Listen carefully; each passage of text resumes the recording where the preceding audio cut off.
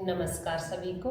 मैं कविता योगाचार्य आज बात कर रही हैं आपकी योगशाला में एक आयुर्वेदिक काढ़ा के बारे में जो आजकल देख रहे हैं कि ठंड शुरू हो गई है। सुबह शाम की ठंड हो गई है, रात को पंखा चलाते हैं, सुबह उठते हैं तो गले में खिस खिस यानी कि खर खर की आवाज़ होने लगती है और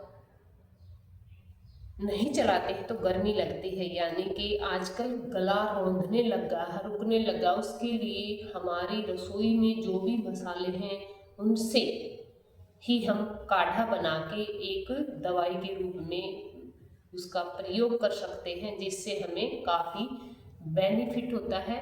और ये हमारा आजमाया हुआ है, हम कभी इंस्टेंट दवाई लेने का प्रयास नहीं करते हैं। अगर ज़्यादा दिक्कत आ जाती है शरीर में तो एक अलग मैटर है, परंतु हो सके तो अपना रसोई से ही काम चलाएं। जैसे उसके लिए हम आयुर्वेदिक औषधि होती है जो कि जिसे गिलोय कहा जाता है। हर कोई मुझे लगता है गिलोय के बारे में जानता होगा। 6 इंच की डंडी लें, कम से कम इतनी डंडी लें, यहाँ से लेकर के इतनी, और उंगली जितनी मोटी डंडी होती है वो लें। उसको कूटें और पानी में 1 गिलास पानी में डाल दें।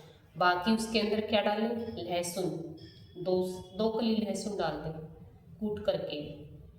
3 से 4 काली मिर्च, अदरक का टुकड़ा 1 इंच अदरक का टुकड़ा डाल दें, यानी कि छोटा सा, ज़्यादा बड़ा नहीं। जैसे सब्जी में डालते हैं इतना, एक सब्जी में डालते हैं इतना टुकड़ा अदरक का कूट करके डाल दें। और एक छोटी इलायची, एक बड़ी इलायची, लहसुन, अदरक, छोटी इलायची, बड़ी इलायची, गिलोय, दालचीनी अवेलेबल है तो दालचीनी का टुकड़ा भी उसमें डाल दें।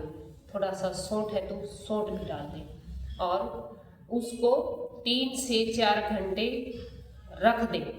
उबालने के लिए जो तैयार करना है उस मिश्रण को कूट करके 3 से 4 घंटे रख दें। अगर शाम को लेना है, कोशिश करें शाम को लेकर ही सोएं, तो सुबह कोशिश करें 6 से 7 घंटे पहले उसे भिगो दें ताकि उनका कस अच्छे से पानी में निकल जाए। और फिर उसे उबाल कर रखें।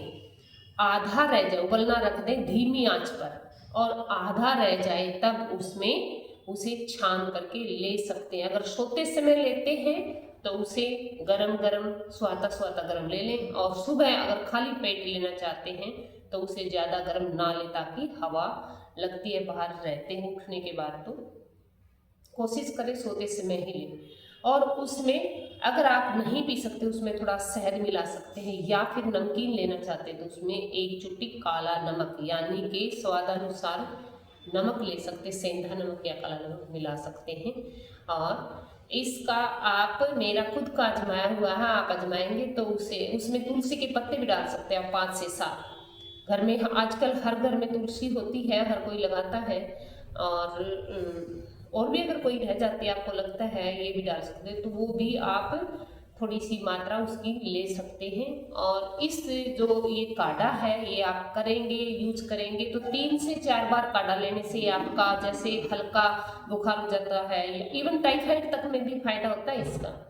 परंतु आजकल की मौसम के अनुसार जो बीमारी आती है उसके लिए तो ये रामबाण है। हम सामान्य व्यक्ति भी ले सकते हैं। कई बार बदन में दर्द हो जाता है, उसके लिए हमें महसूस होता है तो अपना ये गिलोय से बना हुआ काढ़ा तैयार करें और दवाई के रूप में उसका प्रयोग कर सकते हैं। ज़्यादा आप मैं सजेस्ट नहीं करूँगी कि आप एकदम, कई भाई लोग या बहनें क्या करती हैं कि थोड़ा सा जुकाम होते ही एलोपैथिक दवाई की तरफ जाते हैं। एलोपैथिक दवाई मैं ये नहीं कहूँगी पद्धति बुरी है, बहुत अच्छी है, इंस्टेंट अगर कोई रिजल्ट चाहिए तो परंतु उससे मेरा मानना है कि उससे नाक वगैरह सूखने लग जाती है, गर्मी हो जाती है। और ये आयुर्वेदिक अगर आपको शरीर को सूट करता है तो अवश्य लें।